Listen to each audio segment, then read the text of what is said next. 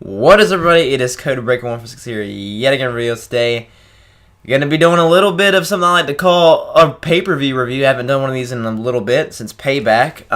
So yeah, I'm gonna be doing one of these on my own once again. I have a lot of stuff to talk about in this review. We got Jinder Mahal becoming the WWE champion, which is wild, which is absolutely crazy. People are bitching and moaning and complaining and so upset. And it's just, it's funny to see the internet wrestling community get their panties in a wad when something that they don't like or something that's different or something that they don't want when it actually happens. It's something to behold for sure. But honestly, I have no problem with it. I truly don't. And I'm gonna get into that later in this review. But for now, let's talk about Backlash 2016. 2017. I went to Backlash 2016. Therefore, this is the chair right here that you can see. But let's talk about Backlash 2017. We kicked off the night with some Shinsuke Nakamura and Dolph Ziggler action. This was the debut of Shinsuke Nakamura in WWE in his in-ring debut on the main roster, at least. He made waves in NXT. He was fantastic in-ring there. If you go back and watch his stuff in New Japan, wow, honestly, this guy can crank it up, man. He is fantastic. He's phenomenal in the ring. He's so much fun to watch. And when he gets on the main roster, we're thinking he's going to put on a freaking class with Dolph Ziggler.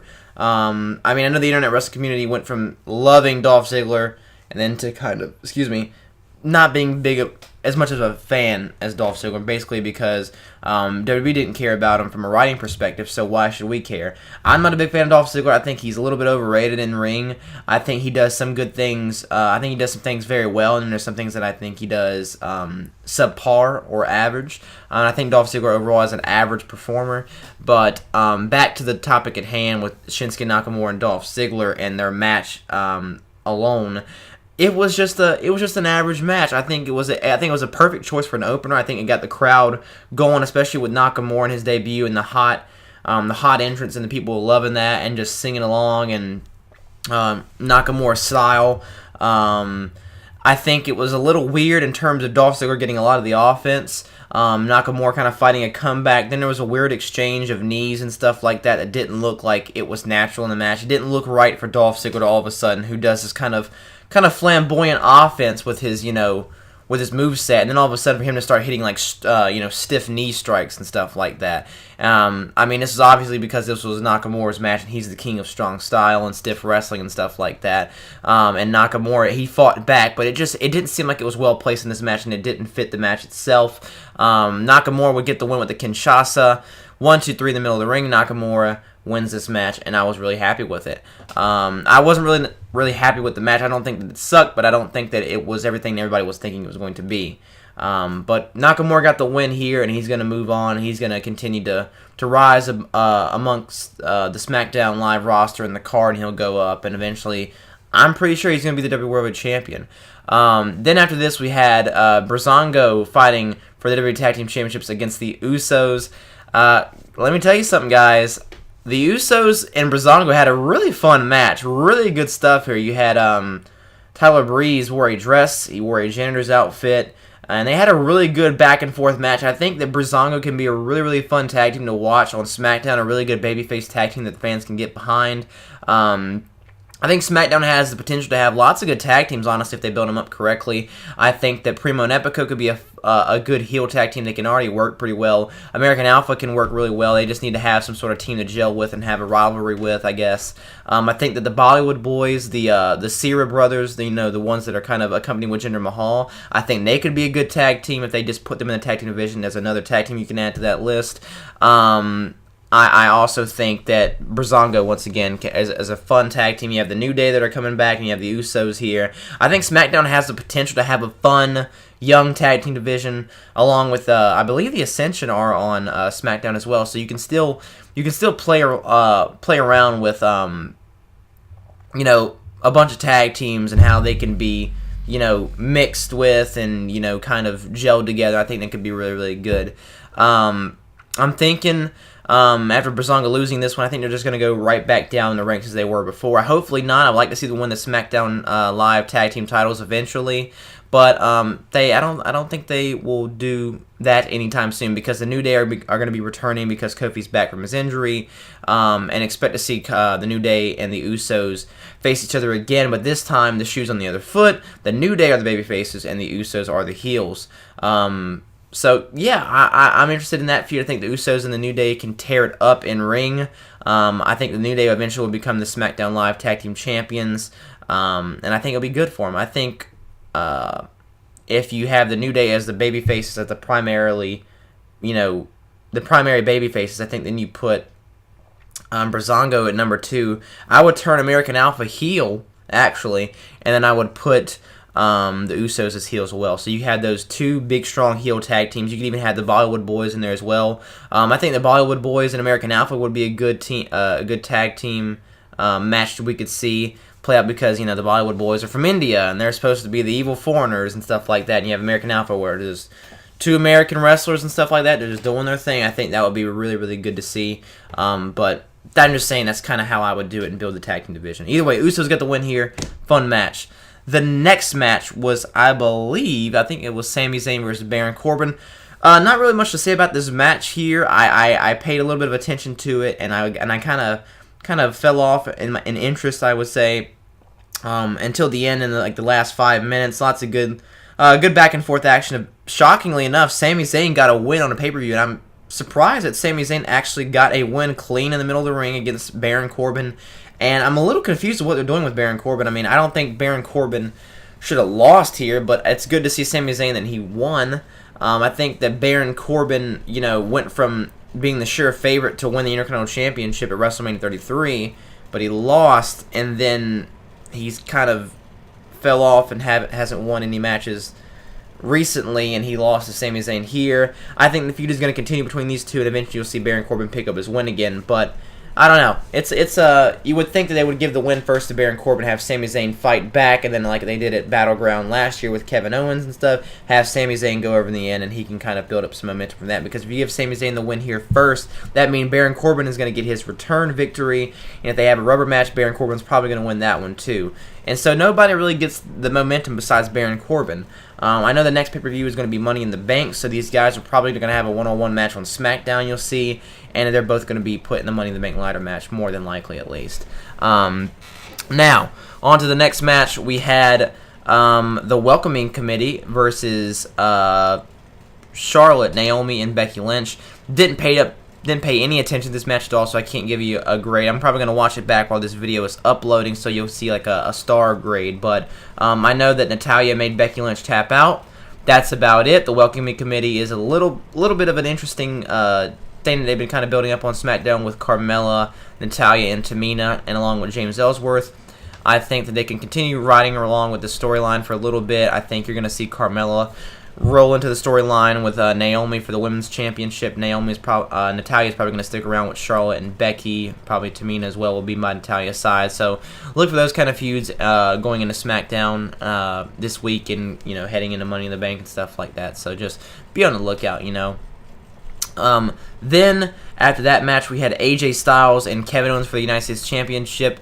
At this point in the night, like we've already had a couple, we already had that great start with Nakamura and his entrance, not necessarily from a match perspective, but from a crowd standpoint. The crowd was on fire for that match. They enjoyed Breezango and the Usos.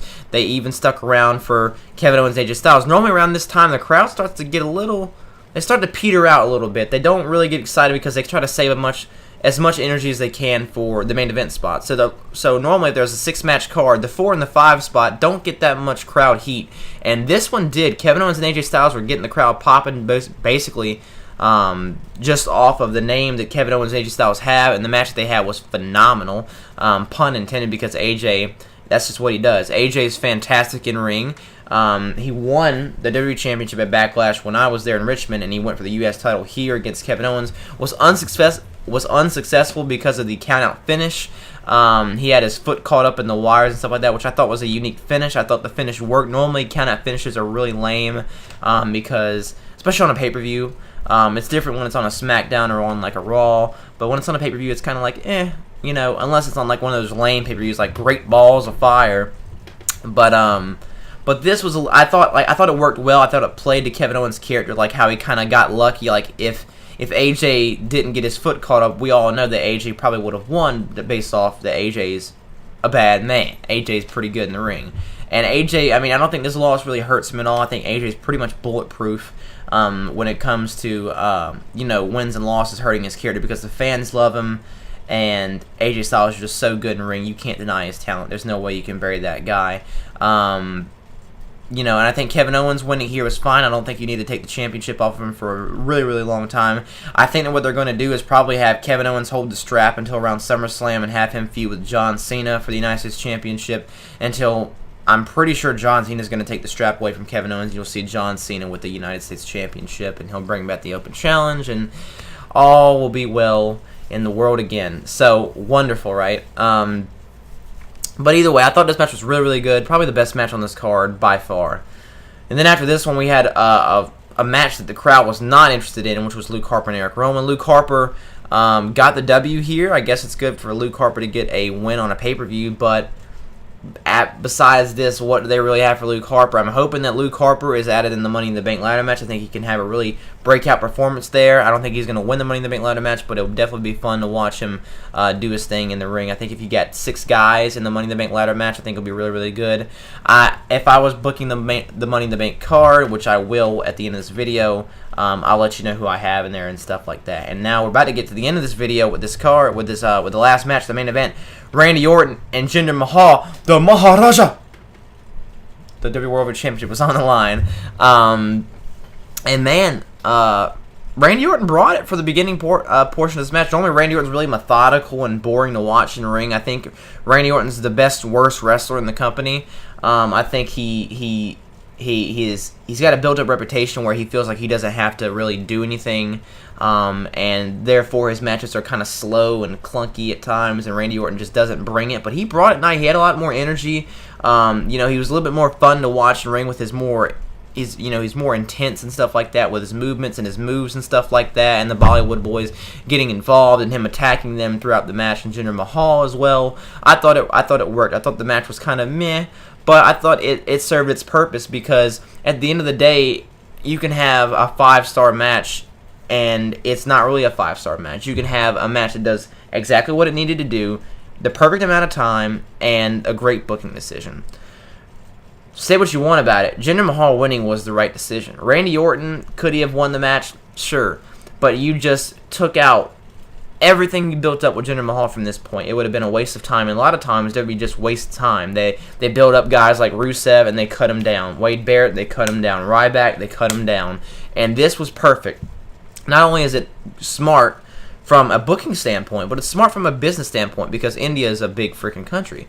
And India, they need a hero. The Great Khali is gone. You need somebody that can kind of speak, even though Jinder Mahal is Canadian, but you won't hear Byron Saxton tell you 100 times that Jinder Mahal is the firstborn Indian. No, he's not born from India. He's not from India. He's from Canada. But either way, it's good that the Indian country has somebody to look up to, like a Jinder Mahal, as a guy that they can make money off of. And, years down the line, it doesn't matter if Jinder Mahal is, really low down the card like the Great Khali was. Jinder Mahal will always be known as the WWE World Champion at one time in his life, because Jinder Mahal was the WWE Champion. You know what I mean? They can kind of sell that. They can sell that, to overseas tours and stuff like that, and it can really, really work out for them. I think that's perfect, and I'm fine with that. And now we get to the finish part of this match, where the Bollywood boys, the Sira brothers, as they're calling them, really went on a limb and tried to make sure that Randy Orton wasn't going to walk away. Jinder Mahal beat Randy Orton with his clutch slam. I think it's kind of like the $1 million dream without, something like that. You know what I mean? I don't even know what they call it. But he won with his finisher, as you know. 1, 2, 3. The fans were fucking pissed, and my goodness, they were pissed. And excuse me for my language, but it needed to be said, because let me tell you something. They were furious. I have never ever seen as many people as pissed off besides the streak happening, because They did not want to see Jinder Mahal walk out with the championship, and now because you've given Jinder Mahal this moment, Jinder Mahal, he's one of the biggest heels in the company, and they can run with this. They can really do a lot of good stuff with this. I think that they can have lots of potential, really, really good matchups. You can have him against Randy Orton again. You can have Jinder Mahal hold this championship for a little while. You can have him hold it till SummerSlam. Have one big babyface come up and take the championship away from him. You can have AJ Styles take the belt away from him and have AJ Styles really solidify that babyface turn. You can have John Cena come back and have him become the 17-time world champion. Have Jinder Mahal get fed to John Cena, which is not what I would want to see. But hey, that's an option. You can even have Nakamura. Have him chase the championship until around October, and then have Nakamura take the championship away from Jinder Mahal, and then boom, Nakamura is a huge star because he has dethroned the champion that people absolutely despise. And I think that's perfect, honestly. I think that, sadly, Randy Orton's going to get the strap back really, really soon. And what I mean by soon, I'm thinking the next pay-per-view, which is going to be Money in the Bank for SmackDown. But that remains to be seen. Now, if I'm booking Money in the Bank, the main event is going to be Jinder Mahal versus Randy Orton for the WWE World Championship. Randy Orton is going to get the strap back. He is going to become the champion again. I think that will make him the 14-time champion. I'm not quite sure, but I think it's around that area. And Jinder Mahal will lose the belt, but hey, they could still have another match. They could have the rubber match at Battleground. But even with Jinder Mahal, whenever he loses the championship, which he shouldn't lose it for until at least SummerSlam, in my opinion, but Jinder Mahal will always be known as the WWE champion. You can still have him in incredible feuds. You can have him against different guys, and you have a pretty big heel on SmackDown. You've created a new star. Imagine that. You haven't created a superstar. You haven't made somebody that is as big as The Rock, but you have created a name that people know in Jinder Mahal. Nobody will really see him as a jobber anymore. People will have a tough time getting used to him being the champion and being a main eventer, but after a while, this preconceived notion that Jinder Mahal is nothing but a jobber, and he was a member of 3MB, and he was jobbing to Sami Zayn on Raw, and he lost to freaking, Cesaro at Fastlane, and like just a couple months ago. Like that's gonna disappear after a couple of weeks, maybe even a couple of months. But either way, it's gonna go away, and they've created a star. So good for WWE for going with something different. And besides, Randy Orton was boring as piss anyway as the WWE World Champion. It's time that they did something different. This kind of makes Randy Orton a little bit more interesting because he got upset by Jinder Mahal. Jinder Mahal beat this guy. You could even have Randy Orton go on a tear mentally. He could be so pissed after. He could try to attack every single person. He could RKO plenty of different people in order to get his match back with Jinder Mahal as soon as possible, only for Shane McMahon or Daniel Bryan to say, hey, it's going to be a Money in the Bank. You could have a really, really interesting kind of take on how Randy Orton is affected by this loss and losing the WWE Championship. Because think about it. He went through the works. I mean, he had to go through the Wyatt family. He won the Royal Rumble. He beat Luke Harper at Elimination Chamber. He beat Bray Wyatt. He burned down Bray Wyatt's compound. He basically killed the soul of Sister Abigail. I don't know how you really do that, but he killed the soul of Sister Abigail. He survived the House of Horrors match, baby, and he didn't win, but he survived. So you got to give him credit where credit is due. And yeah, you give something Randy Orton for him to kind of sink his teeth into. So nothing wrong with that. But if we're talking about the Money in the Bank card, we got Randy Orton and Jinder in the main event. We got Carmella and Carmella and Naomi, and then you have Natalya, Tamina versus Charlotte and Becky as the third match on there for another women's undercard type of deal. Then you have Nakamura versus Ziggler one more time. I think what you do is you have Nakamura say, like, I'm on to bigger and better things, and the next thing you know, Ziggler's like, nah, no, you're not. Then you have one more match with him at Money in the Bank, have a better match, at least on this card, have Nakamura win again, and then, because you don't want to have Nakamura in the Money in the Bank ladder match. I just don't think that it's worth putting that guy in there. It's going to be crowded enough with the people that I have in there already, so I think it's just best that they keep him away.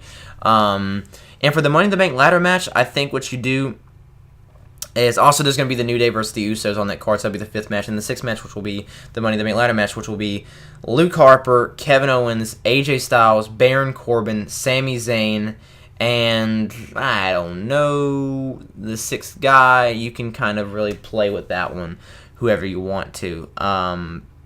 It really doesn't matter who's that 6th guy. Maybe Rusev. Maybe Rusev gets a shot at the briefcase. Maybe Rusev has a segment at Money in the Bank where he like kills Shane McMahon, setting up a Shane McMahon and Rusev match at Money in the Bank. Because remember, Rusev said he wanted a WWE Championship match. Otherwise, he's going back to Bulgaria. So, you know what? You can play around with that kind of stuff too. I think there's lots of good things that can go down on SmackDown. And I'm looking forward to SmackDown this week. I think it's going to be a good show, and I think it's going to be nothing but the best. Looking forward, just because they made some smart decisions here at Backlash. Overall, I thought the show Backlash as a whole was a good pay-per-view. I don't think there was any bad things about this show that was like awful. I thought Sami Zayn and Baron Corbin was kind of boring. I thought the main event was kind of meh, but overall, I think like good decisions were made with Jinder Mahal winning. It was so awesome to see Chicago just freak out. AJ and Kevin Owens was good. I thought Nakamura and Ziggler was passable. The women's match, didn't see it. I had to check it out. And then the tag match between the Usos and Breezango was really, really good too. So overall, good show. Nothing really horrible to say about it. So there you go. Thank you for watching, everybody. I have been Codebreaker146 here, and that's going to do it for this Backlash review. And I think my next video, if I had to be a betting man, which will be some sort of announcement video later this week. Which, if not, there will be something else in the place of announcement video. But I'm getting ready, and I hope you guys are too. And I have some stuff to talk about with you. So it's going to be really personal. But either way, thank you for watching. Leave a like if you like this video. Please comment down below anything you thought about Backlash. Love to hear you guys' thoughts and opinions. And that's pretty much it. To sway!